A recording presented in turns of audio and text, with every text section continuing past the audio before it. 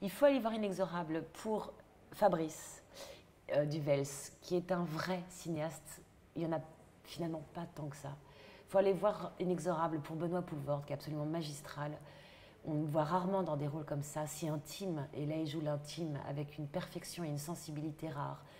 Il faut aller voir Inexorable pour la découverte de Alba Gaia Belougui, qui est fantastique. C'est un couple qui arrive avec un enfant, qui arrive dans un château dont ils viennent d'hériter.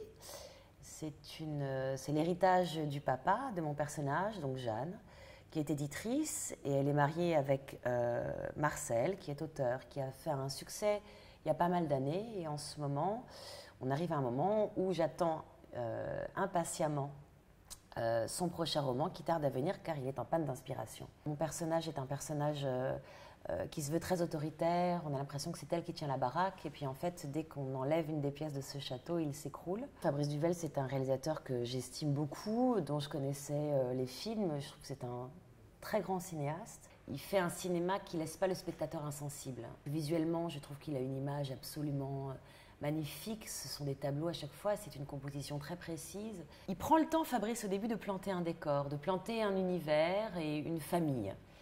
Et puis l'arrivée de cet autre personnage va faire que tout d'un coup, le château, on ne va plus le voir de la même façon, que les pièces vont sembler plus étriquées, que l'air va sembler manquer.